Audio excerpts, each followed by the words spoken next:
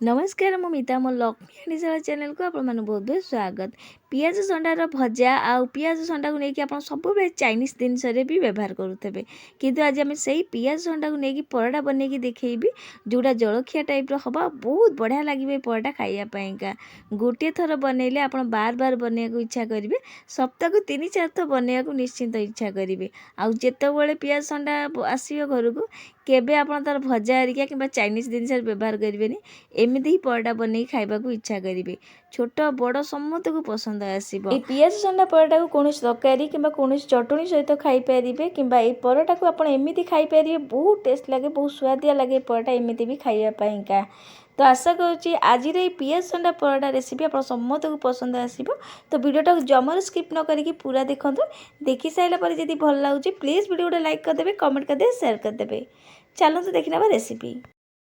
तो प्रथम परोटा बनवाई अटा चकड़ नवा गोटे बाउल ये मुझे गिनारे 2 गिना ये अटा नहीं जाइए अटा ये देदेला मुझे दूसरी बेसन। तो बेसन ये जी मु अटा नहीं तार अधे ये बेसन नहीं हाफ चमची खंडे कस्तूरी मेथी पत्र जोटा हाथ में मकचिकी देदेजी स्वाद अनुसार लुण ये सब जिनस को भल भाव में मिसई नवा। तो ये आप बेसन दबा द्वारा आम परोटा नरम हम जब बेसन दौना ताल आ जगह दही भी दे पारती गोटे कप। तो ये सब जिन को मिसई सारापर एवं पानी देकी यहाँ बढ़िया भाव में चकटा। तो ये मुझे कहली आप बेसन बदल दही की देकी भी चकड़ी पारती। तो बेसन दबा द्वारा बढ़िया रुटीटा नरम हम बहुत बढ़िया लगे आम परोटाटा। तो भल भाव में अल्प अल्प पानी देकी एवं आपको चकटा अटा को जिते बढ़िया भाव में चकटे रुटी हो कि परोटा बहुत नरम हुए। तो ये देखो भल भाव में चकटी सारी आती अटा चकटिया को मत 1.5 कप खंडे पानी लगी। तो ये मु अटाटा को बढ़िया भाव चकटी सारापर हाथ में भल भाव में दली नवा भल भाव में दली सारापर अल्प तेल देकी आउ चकटिकी एवं आम घोरे 5-10 मिनट जाए रेस्ट छाड़ा जहाद्वारा यहाँ आम बढ़िया भाव में सेट हो अटाटा आउ फुली भी जीव। तो ये मुझे बढ़िया भाव में चकटी सारी तेल देकी एवं आम घोरे 5-10 मिनट जाए रेस्ट छाड़ीदे से पर्यटन चलतु आम ये परोटा पाइंका आम पियाज संडार मसला बनइबा माने पूरा बनई नवा। गैस रे कड़ाई बसई देती तेल ये गोटे चमच दे देती गरम है तेल एवं से खंडे सुखिला लंका को छोट साइज छिड़ी दे देती गोटे बड़ साइज पियाज फाड़े ये नहीं पियाज को देकी भल भाव में टिके नाक भाजी दबा मन रखिए पियाजर कलर चेंज हेनी किछि समय पियाज को किछि सेकेंड या भाजी ने ये आम पियाज संडा देदेबा। तो ये देखो ये टिके भाजी ये पियाज संडा दे दूँगी। तो ये मुझे पियाज संडा को भल भाव में धोईकी यही काटिकी रखी। तो छोट छोट करके पियाज संडा को काटे। तो सबूक पियाज संडा दे सारापर यही टाइम ये मुझे बेसन दे दूँगी यहाँ 2 चमच खंडे बेसन ये दे दूँगी अदा रसुण ये बटा दे दूँगी ये हाफ चमच हलदी गुंड स्वाद अनुसार लुण ये दे दूँगी काश्मीर रेड पाउडर ये दे दूँगी राग दबनी हल्का कलर दब आम मसला। तो ये बेसन दबा द्वारा टी बाइंडिंग मिल जाव। तो बेसन टाक जमार स्किप करेंगे दबा द्वारा बहुत बढ़िया भी लगे खाइापा। तो ये देखो ये सब जिन को दे सारापर भल भाव में मिसईबा आ गैस फ्लेम टाक टाइम टिके लो टू मीडियम फ्लेम रखिकी बढ़िया भाव में मिसई ने भल भाव में मिसई सारापर आम घोरे 5-10 मिनट जाए मात्र छाड़िए मात्र 5 मिनट जाए छाड़ा घोरे जहाद्वारा यहाँ टिके नाक मसला सहित कषि हो। तो ये देखो बढ़िया भाव में 5 मिनट जाए मुझे घोरे छाड़ी देती आउ ये बहुत बढ़िया भाव में भाजी गला आउ पानी जमारू देवेनि एमती भी पानी बाहर पियाज संडा ये मुझे देदी हाफ चमच खंडे चाट मसला जदि ना आंब चूरम पाउडर दे पारती जोटा चटपटा लगे आम परोटाटा कटा धनिया पत्र देकी भल भाव में मिसई नवा। ये आमर पियाज संडा मसला भजा हो जाइए को गरम भात हो कि रुटी सहित भी खाइबे बहुत बढ़िया लगे पियाज संडा को एमती भी खाइापा किंतु आपको आम नहीं परोटा बनइबा। तो ये आम काढ़ी नवा पूरा ठंडा हाँको दबा। तो ये आम यहाँ रेडी हो सारी मसला परोटा पाइंका। तो ये आम साइड रखा एवं चलतु आम अटा को देखी नवा अटा ये आम चकड़ी छाड़ी देलु देखो ये बढ़िया भाव में आगठू आउ टे नरम हो जाए आउ टे बढ़िया भाव में हाथ में चकटी सारापर तो ये आम गुड़ा काटी नवा। तो आप जो साइज परोटा दरकार से साइज आप गुड़ा काटी ने किंतु रुटी टू टिके नाक बड़ रखिकी गुड़ा गुड़ा काटे कहीं आम ए स्टफिंग दबा ନେବା ତ ସେଥିପାଇଁ ଟିକେ ବଡ଼ ରଖିକି ଗୁଳା କାଟିବେ। ଟୋଟାଲି ଏଠି ମୋ 6ଟା ଗୁଳା ହେଇଯାଇଥିଲା। ତ ସବୁଯାକ ଗୁଳା କାଟି ସାରିଲା ପରେ ହାତରେ ଏମିତି ଗୋଲ କରିନେବା। ତ ସବୁଯାକ ଏଠି ମୁଁ ଗୁଳାକୁ ଗୋଲ କରିସାରିଲା ପରେ ଏବେ ଆମେ ବେଲିବା। ତ ଏବେ ଆକୁ ଆମେ ଟିକେ ସାଇଡ଼ରେ ରଖିବା। ବେଲିବା ପାଇଁକା ବେଲା ପେଡ଼ି ଏଠି ନେଇଯାଇଛି। ଅଳ୍ପ ଅଟା ଏଠି ଦେଇଦେବା। ଅଳ୍ପ ଅଟା ଦେଇ ସାରିଲା ପରେ ବେଲା ପେଡ଼ିରେ ଏବେ ସେ ଗୁଳା ଗୋଟେ ନେଇକି ଏବେ ଆକୁ ଆମେ ବେଲି ନେବା। ଯେମିତି ଆମେ ରୁଟି ଭଳିଆ ବେଲୁ ଆକୁ ଟିକେ ନାକୁ ମାନେ ଫ୍ଲାଟ୍ କରିନେବା, ପୁରା ବେଲି ନେବା। ତ ପୁରା ଆକୁ ବେଲିବେନି, ଟିକେ ଛୋଟ କରିକି ଆକୁ ଏମିତି ଏଇଭଳି ପୁରୀ ଟାଇପ୍ର ବେଲି ନେବା। ବେଲି ସାରିଲା ପରେ ଏବେ ଆମେ ଯେଉଁ ପିଆଜ ସଣ୍ଡା ପୁର ବନେଇଥିଲୁ ମସଲା, ଏବେ ସେଇ ମସଲା ଦେବା। ତ ଏଠି ଯେତିକି ଆପଣ ପୁର ମାନେ ଯେତିକି ବଡ଼ ଗୁଳା ନେଇଥିବେ ସେତିକି ଏଠି ଦେଇଦେବେ। ତ ଏଠି ଦେଖନ୍ତୁ ମୁଁ ଦେଇ ସାରିଲା ପରେ ଆକୁ ଏଇଭଳି ଆକୁ ହାତରେ ଧରିକି ତା ମୁହଁଟାକୁ ବନ୍ଦ କରିଦେବା। ଯେମିତି ଆମେ କାକେରା ପିଠାରେ ପୁର ଦେଇକି ବନ୍ଦ କରୁ ସେଇଭଳି। ତ ଏଠି ଆପଣ ଦେଖିପାରୁଥିବେ ମୁଁ ଏଇ ମୁହଁଟାକୁ ଦେଇକି ବଢ଼ିଆ ଭାବରେ ବନ୍ଦ କରିସାରିଲା ପରେ ଏଠି ଆଉ ଟିକେ ପୁର ଦେଇଦେଉଛି। ଯେତେ ବଢ଼ିଆ ଭାବରେ ଏଥିରେ ଷ୍ଟଫିଂ ଦେବେ ଏଇ ମସଲାଟା ସେତିକି ବଢ଼ିଆ ଲାଗିବ ଏଇ ପିଆଜ ସଣ୍ଡା ପରଟା ଖାଇବା ପାଇଁକା। ତ ଏଠି ଦେଖନ୍ତୁ ଦେଇ ସାରିଲା ପରେ ପୁଣି ଥରେ ଆଉ ଟିକେ ଏଠି ପୁର ପୁଣି ଥରେ ଆକୁ ଭଲ ଭାବରେ ସାଇଜ୍ କରିକି ବେଲି ନେବା। ବଢ଼ିଆ ଭାବରେ ଏଠି ଯେତେବେଳେ ବେଲିବେ ମୁହଁଟାକୁ ବଢ଼ିଆ ଭାବରେ ବନ୍ଦ କରିସାରିଲା ବେଲିବେ ଯେତେବେଳେ, କିନ୍ତୁ ତାକୁ ବେଶୀ ମାନେ ଜୋର କରିକି ପ୍ରେସ୍ କରିକି ବେଲିବେନି, ଟିକେ ମୋଟା ରଖିକି ବେଲିବେ। କାହିଁକିନା ଏଥିରେ ଆମେ ଷ୍ଟଫିଂ ଦେଇଛୁ। ତ ଅଧା ଏଠି ଯେଉଁ ବଞ୍ଚି ଯାଉଛି ଉପରଟା କାଢ଼ି ଦେଇ ସାରିଲା ପରେ ପୁଣି ଥରେ ଆକୁ ହାତରେ ଟିକେ ଥାପି ଦେଇଲା ପରେ ଅଳ୍ପ ଅଟା ଦେଇକି ଏମିତି ବୁଲେଇ ବୁଲେଇ ବେଲି ନେବା। ଆଉ ଏଠି ଦେଖନ୍ତୁ ଏଇଭଳି ଆକୁ ଏତିକି ବଡ଼ କରିବେ। କରଟା ଆଗ ବେଲିବେ, ଆଉ ତା ମଝିଟାକୁ ବେଶୀ ଜୋର କରି ବେଲିବେ ନାହିଁ, ନହେଲେ ଫାଟିଯିବ। ଫାଟିଗଲେ ବି କିଛି ଅସୁବିଧା ନାହିଁ, କିନ୍ତୁ ହେଇଯିବ। କିନ୍ତୁ ଆପଣ ଚେଷ୍ଟା କରିବେ କରଗୁରା ସାଇଡ଼ରେ ବେଲିବାକୁ, ବେଶୀ ଜୋର କରିକି ବେଲିବେନି।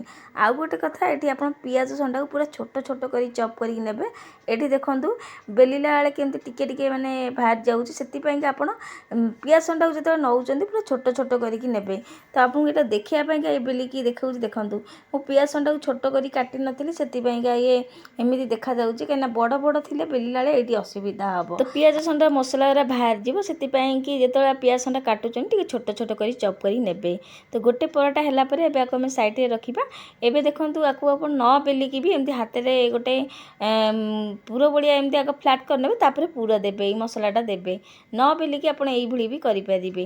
ଏଠି ଦେଖନ୍ତୁ ପୁର ଦେଇ ସାରିଲା ପରେ ତାକୁ ପିଠାରେ ଆମେ ଯେମିତି ପୁର ବନ୍ଦ କରୁ ସେଇଭଳି ଏଟାକୁ ବନ୍ଦ କରିଦେବେ। ଆଉ ଏକ୍ସଟ୍ରା ଯାହା ବଞ୍ଚୁଛି ତାକୁ କାଢ଼ି ନେବେ। ପୁଣି ଥରେ ଆକୁ ହାତରେ ଏମିତି ଅଟା ଦେଇକି ଥାପି ନେବେ। ଆକୁ ମନେ ରଖିବେ ଏଠି ଆପଣ ବେଶୀ ଆକୁ ପତଳା କରିବେନି, ଟିକେ ମୋଟା ରଖିକି ବେଲିବେ। କାହିଁକିନା ଏଥିରେ ଆମେ ପୁର ଦେଇଛୁ, ତ ସେଥିପାଇଁକି ଆପଣ ଆକୁ ମୋଟା ରଖିକି ଟିକେ ବେଲିବେ, ବେଶୀ ପତଳା କରିବେନି। ତ ଏଠି ଦେଖିପାରୁଥିବେ ଆଉ ଗୋଟେ ପରଟା ବି ମୁଁ ଏଠି ବେଲି ସାରିଛି। ଏଇ ସେମ୍ ପ୍ରୋସେସ୍ରେ ସବୁ ଯାକ ପରଟାକୁ ମୁଁ ଏଠି ବେଲିକି ଏବେ ରଖିଦେଇଛି ଗୋଟେ ଜାଗାରେ। ଆଉ ଏଇଠି ଆମର ସବୁ ପରଟା ବେଲା ହେଇସାରିଛି। ତ ସବୁ ପରଟାକୁ ଦେଖନ୍ତୁ କେତେ ବଢ଼ିଆ ଭାବରେ ମୁଁ ବେଲି ସାରିଛି। ଏବେ ଚାଲନ୍ତୁ ପରଟାକୁ ସେକିବା। ତ ଏଇଠି ଆମର ପରଟା ତ ବେଲା ହେଇଥିଲା, ସେକିବା ପାଇଁକା ତାୱା ଆଗରୁ ଗରମ ହେବାକୁ ବସେଇ ଦେଇଥିଲି। ତାୱା ଗରମ ହେଇଗଲା ପରେ ଏବେ ଆମେ ଗୋଟେ ପରଟା ଏଠି ଦେବା। ଗୋଟେ ପଟ ହେଲା ପରେ ତାପରେ ଆକୁ ଲଉଟେଇବା। ତ ବଢ଼ିଆ ଭାବରେ ଗୋଟେ ପଟ ସେକି ହେଲା ପରେ ମୁଁ ଆକୁ ଲଉଟେଇ ନେଇଛି। ଆଉ ଚଟୁ ସାହାଯ୍ୟରେ ଏମିତି ଟିକେ ନାକୁ ଦାବି ଦେଉଥିବେ, ଯାହାଦ୍ୱାରା ପରଟା ବଢ଼ିଆ ଭାବରେ ସେକି ହେଇଯିବ। ଦୁଇ ପଟୁ ଭଲ ଭାବରେ ସେକି ହେଇଗଲା ପରେ ଏଠି ଆପଣ ଘିଅ କିମ୍ବା ତେଲ ନେଇପାରନ୍ତି, କିମ୍ବା ବଟର ବି ନେଇପାରନ୍ତି। ତ ଏଠି ମୁଁ ଘିଅକୁ ମେଲ୍ଟ କରିକି ରଖିଦେଇଥିଲି, ଏବେ ଘିଅ ଏଠି ଦେବି। ତ ଦୁଇ ପଟ ଭଲ ଭାବରେ ସେକି ଦେଲା ପରେ ଏଠି ଦେବେ ତେଲ ହେଉ କିମ୍ବା ଘିଅ। ଚାମୁଚି କିମ୍ବା ଗିନାରେ ଏମିତି ତେଲ ରଖିଦେଇଥିବେ, କିମ୍ବା ଘିଅ ହେଉ ଏମିତି ମେଲ୍ଟ କରିକି, ଆଗରୁ ଘିଅ ଯଦି ନେଉଛନ୍ତି ଘିଅକୁ ମେଲ୍ଟ କରି ରଖିନେଇଥିବେ। ଏମିତି ଅଳ୍ପ ଅଳ୍ପ ତେଲ କିମ୍ବା ଘିଅ ଦେଇକି ଗୋଟେ ପଟ ଲଗେଇ ସାରିଲା ପରେ ପୁଣି ଆର ପଟଟା ଏମିତି ଅଳ୍ପ ଘିଅ ଦେବେ। ଦୁଇ ପଟୁ ବଢ଼ିଆ ଭାବରେ ତେଲ କିମ୍ବା ଘିଅ ଦେଇକି ସେକି ନେବେ କିଛି ସମୟ ପାଇଁକା। ଘିଅ ତେଲ କିମ୍ବା ଦେଇକି ଆଉ କିଛି ସମୟ ପାଇଁ ଆକୁ ସେକି ନେବେ, ବଢ଼ିଆ ଭାବରେ ଯେମିତି ଦୁଇ ପଟୁ ସେକି ହେଇଯିବ। ଆଉ ଏଠି ଆପଣ ଦେଖିପାରୁଥିବେ କେତେ ସୁନ୍ଦର ଦେଖାଯାଉଛି ପରଟାଟା, ବହୁତ ବଢ଼ିଆ ଭାବରେ ଏଠି ଆମର ଗୋଟେ ପରଟା ବି ହେଇଗଲା। ଏବେ ଆକୁ ଆମେ କାଢ଼ିଦେବା ଗୋଟେ ପ୍ଲେଟ୍କୁ। ଏବେ ସେଇ ସେମ୍ ପ୍ରୋସେସ୍ରେ ଆଉ ଗୋଟେ ପରଟା ଏଠି ବନେଇ ନେବା। ଚଟୁ ସାହାଯ୍ୟରେ ଏମିତି ଚାରିଆଡ଼େ ପରଟା ଗୁଡ଼ା ଦାବି ଦେବା ଦ୍ୱାରା ବଢ଼ିଆ ଭାବରେ ସେକି ହେଇଯିବ, ଆଉ ବହୁତ ବଢ଼ିଆ ଲାଗିବ ପରଟା ଖାଇବା ପାଇଁକା। ଉପରୁ ଟିକେ କ୍ରିସ୍ପି ରହିଲେ ପରଟା ବହୁତ ଟେଷ୍ଟ ଲାଗେ ଖାଇବା ପାଇଁକା। ତ ଏଠି ଦେଖନ୍ତୁ ଦୁଇ ପଟୁ ପୁଣି ଥରେ ଆକୁ ସେକି ସାରିଲା ପରେ ଏବେ ଏଥିରେ ମୁଁ ଦେଇଦେଉଛି ଘିଅ ଦିଅନ୍ତୁ କିମ୍ବା ତେଲ ଏଠି ଦିଅନ୍ତୁ। ଯେତେବେଳେ ଏ ଦୁଇଟାକ ଦେଉଥିବେ ପରଟାରେ ଗ୍ୟାସ୍ ଫ୍ଲେମ୍ଟା ଟିକେ କମ୍ କରିଦେବେ। ବଢ଼ିଆ ଭାବରେ ଘିଅ କିମ୍ବା ତେଲ ଲଗେଇ ସାରିଲା ପରେ ଟିକେ ନାକୁ ହାଇ ଫ୍ଲେମ୍ ରଖିକି ପରଟାକୁ ଦୁଇ ପଟୁ ବଢ଼ିଆ ଭାବରେ ସେକି ନେବେ। ଆଉ ଏଠି ଦେଖିପାରୁଥିବେ ଏଇ ପରଟା ବି ଆମର ଏଠି ରେଡ଼ି ହେଇଗଲା। ହେଇଗଲା। ତ ଏଇ ସେମ୍ ପ୍ରୋସେସରେ ମୁଁ ସବୁଯାକ ପରଟାକୁ କରିକି ଏଠି ମୁଁ ରଖି ନେଇଛି। ଆଉ ଏଇଠି ଆମର ସବୁଯାକ ପିଆଜ ସଣ୍ଡା ପରଟା ହେଇଗଲା। ଆଉ ଏଇଠି ଦେଖନ୍ତୁ କେତେ ସୁନ୍ଦର ପରଟା ଦେଖାଯାଉଛି। ଆଉ ଏଇ ପିଆଜ ସଣ୍ଡା ପରଟାକୁ ମୁଁ ଏଠି ଗ୍ରୀନ୍ ଚଟୁଣି ମାନେ ଧନିଆ ପୁଦିନା ଚଟୁଣି ସହିତ ତା ସହିତ ଫୁଲକୋବି ଆଳୁ କଷା ସହିତ ସର୍ଭ କରିଛି, ଯେଉଁଟା ଖାଇବାକୁ ବହୁତ ବଢ଼ିଆ ଲାଗେ। ଏମିତି ଏ ପରଟା ତ ବହୁତ ଟେଷ୍ଟ ଲାଗିବ ଖାଇବା ପାଇଁକା। ତ ଆପଣ ଆଉ କୌଣସି ତରକାରୀ ଚଟୁଣି ସହିତ ଖାଇପାରିବେ କିମ୍ବା ଏମିତି ଖାଇପାରିବେ, କାହିଁକିନା ଏଥିରେ ଆମେ ପିଆଜ ସଣ୍ଡାରେ ବନେଇଛୁ, ଯେଉଁଟା ବହୁତ ଟେଷ୍ଟ ଲାଗିବ। ଆପଣ ଥରେ ବନେଇକି ଦେଖିବେ ଏଇ ପିଆଜ ସଣ୍ଡା ପରଟା, ଫୁଲକୋବି ପରଟା ଆଉ କୌଣସି ପରଟା ଖାଇବାକୁ ଇଚ୍ଛା କରିବେନି, ଏତେ ଟେଷ୍ଟ ଲାଗେ ପିଆଜ ସଣ୍ଡା ପରଟା। ଆଉ ଏଠି ଦେଖନ୍ତୁ ମୁଁ ଗୋଟେ ପୁରା ଖୋଲିକି ଦେଖାଉଛି, ଦେଖନ୍ତୁ ଆପଣ ଦେଖିପାରୁଥିବେ କେତେ ବଢ଼ିଆ ଭାବରେ ଷ୍ଟଫିଂଟା ଭର୍ତ୍ତି ହେଇଛି। ଆଉ ଏଠି ଦେଖିପାରୁଥିବେ ପୁରା ଦୁଇଟା ଲେୟର ହେଇଛି। ତ ଗୋଟେ ପରଟା ଜାଗାରେ ଆପଣ ଦୁଇଟା ପରଟା ପାଇବେ। ଆଉ ପୁରା ପାଖକୁ ନେଇକି ଦେଖାଉଛି, ଦେଖନ୍ତୁ କେତେ ଭିତରୁ ମସଲାଦାର ହେଇଛି ଆଉ କେତେ ସୁନ୍ଦର ପରଟା ଭିତରୁ ଦେଖାଯାଉଛି। ତ ଥରେ ବନେଇଲେ ଆପଣ ବାର ବାର ବନେଇବାକୁ ଇଚ୍ଛା କରିବେ, ଏତେ ଟେଷ୍ଟ ଲାଗେ ପରଟା ଖାଇବା ପାଇଁକା। ତ କୌଣସି ପରଟା ଖାଇବାକୁ ଇଚ୍ଛା କରିବେନି, ଏ ପରଟା ଏତେ ବଢ଼ିଆ ଲାଗେ। ସବୁ ପରଟା ଭୁଲିଯିବେ। ସବୁବେଳେ ଯେତେବେଳେ ପିଆଜ ସଣ୍ଡା ଆସିବେ ଆପଣ ବାର ବାର ଏ ପରଟା କରିକି ଖାଇବାକୁ ଇଚ୍ଛା କରିବେ। ପିଆଜ ସଣ୍ଡାକୁ ନେଇକି ଆପଣ ସବୁବେଳେ ଭାଜିଥିବେ, ଭଜା ହେରିକା ତ ବନେଇଥିବେ। ଆଉ ଚାଇନିଜ୍ ଜିନିଷରେ ଆପଣ ପିଆଜ ସଣ୍ଡାକୁ ବହୁତ ଥର ବ୍ୟବହାର କରିଥିବେ, କିନ୍ତୁ ଏମିତି ଥରେ ପରଟା ବନେଇକି ଦେଖନ୍ତୁ ପିଆଜ ସଣ୍ଡାର, ବହୁତ ବଢ଼ିଆ ଲାଗେ। ଛୋଟ ବଡ଼ ସମସ୍ତଙ୍କୁ ପସନ୍ଦ ଆସିବ। ଆଉ ଏଥିରେ ଆମେ ବେସନ ପକେଇଛୁ, ବହୁତ ସମୟ ପରଟା ନରମ ବି ରୁହେ। ଛୋଟ ଛୁଆଙ୍କ ଟିଫିନ୍ ବକ୍ସରେ ବି ଦେଇପାରିବେ। ଖୁବ୍ କମ୍ ସମୟରେ ଆଉ କମ୍ ଜିନିଷରେ ଅତି ସୁଆଦିଆ ଏ ପିଆଜ ସଣ୍ଡାର ପରଟା ଗୋଟିଏ ଥର ନିଶ୍ଚିନ୍ତ ବନେଇକି ଦେଖନ୍ତୁ, ନିଜେ ଖାଆନ୍ତୁ, ଘର ଲୋକ ସମସ୍ତଙ୍କୁ ଖାଇବାକୁ ଦିଅନ୍ତୁ। କେମିତି ଲାଗିଲା ଆପଣମାନଙ୍କର ଅନୁଭବ ନିଶ୍ଚିନ୍ତ ସେୟାର କରିବେ। ମୁଁ ପୁଣି ଆଉ ଗୋଟେ ନୂଆ ରେସିପି ନେଇ ଆସିବି। ଆଜି ପାଇଁକା ରହୁଛି, ଜୟ ଜଗନ୍ନାଥ।